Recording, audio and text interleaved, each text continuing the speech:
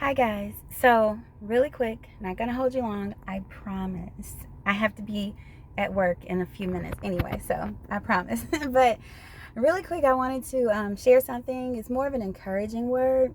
So, I just learned about this whole quote unquote pretty privilege thing, and I stumbled upon a video of a young lady talking about how she does not have pretty privilege and she's okay with that.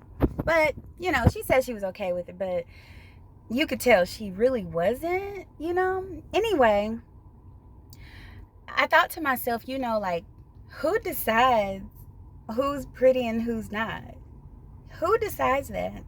you know and it's people who decides who is pretty and who is not. But is that who we should listen to? No, we should not, because they are not God. We have heard the saying, beauty is in the eye of the beholder. Well, beholder means a person who sees or observes something or someone. So we have to look at who is beholding in that moment. The young lady gave an example about how she got dressed up for her birthday and she felt like she looked so pretty. And she walked in and she saw these guys sitting at the table, and she just knew they were going to probably look at her and say something. When she walked in, they didn't. So she just wrote it off as maybe they weren't paying attention. Well, she said then one of her friends, who she sees as very pretty, walked in, and all these guys turned and looked at her. So of course that did something to her confidence. Even though she's saying she's okay with it, it's still something there, okay, that bothers her. And she's a very pretty girl to me. I'll put the video in the description below. But once again, who decides? Who decides this?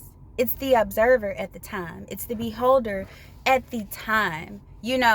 I'm pretty sure you guys have experienced seeing people who we thought was very beautiful or pretty, but because of their attitude or their character, the way they talk to people, if they were a bully, we've seen a lot of pretty girls who were bullies, and things like that makes them so ugly on the outside. So that goes to show that beauty starts from within. Okay, it starts from within and it shines out. All right. So the scripture that the Lord gave me this morning, I just happened to stumble upon it. It's found in 1 Samuel chapter 16 verse 7. And this is when Samuel has to go and anoint the next king of Israel, who will be David. But remember, David wasn't even considered. It was his brothers who the father had lined up, so one of them could be anointed as king.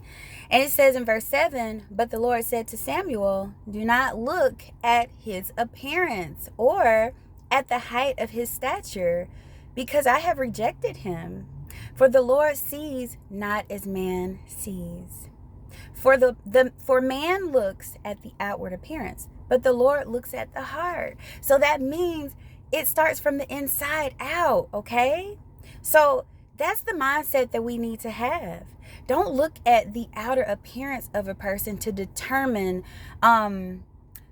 their privilege. Just like, this is coming to me, white privilege. We've heard that before. People think that they have,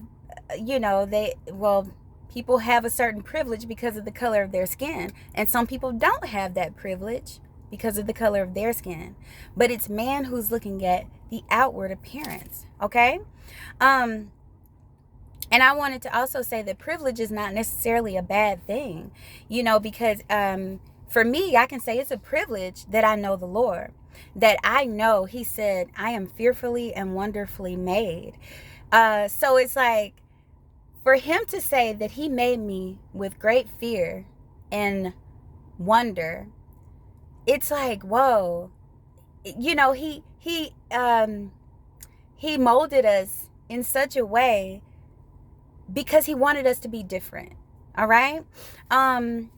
I heard a quote yesterday, and it was just, I really liked it, so I'm going to share it. But the guy said, We were all born to succeed, but we were programmed to fail. And I thought about that. I said, that is so true. It's just like if someone puts you down all the time or says you're never gonna be anything, calls you ugly, whatever the case may be, it's like you're being programmed, especially if they start at a young age. Especially if they start at a young age, okay? Those things are going to be deeply rooted in you if you don't allow the Lord to pluck it out, because that's the only one who can do it, guys. That's the only one who can do it, okay? There are some days that I wake up and I don't feel so cute, like I might change my hairstyle a few times, even today. And then, when I realize that, it's like I stop and realize that, it's like, okay, it's starting to consume me in a way where it's like, what, I'm thinking, I'm in my mind too much. I'm thinking about myself too much. Not that you don't want to look nice, but it's like, no, it's too much. And then when that comes to me, I look at myself in the mirror and I say, Shawty, you kind of cute. I be like, girl, you look cute today. Okay? So, because it matters what you say about you. It matters what you say about you. Because you hear your words. You hear your words. Okay? Better than anybody else does. It matters what you say about you. So look in the mirror right now. Man or woman. Shawty, you look good. You so handsome today. What? You the only one of you. Take advantage of it, okay? So I pray that the Lord just renews our mind right now, and that he helps us to see that our differences are strengths and not weaknesses, okay? There is only one of you. Take advantage of it. All right? So I pray that you guys have a great day today. Goodbye. Adios. Au revoir. Arrivederci.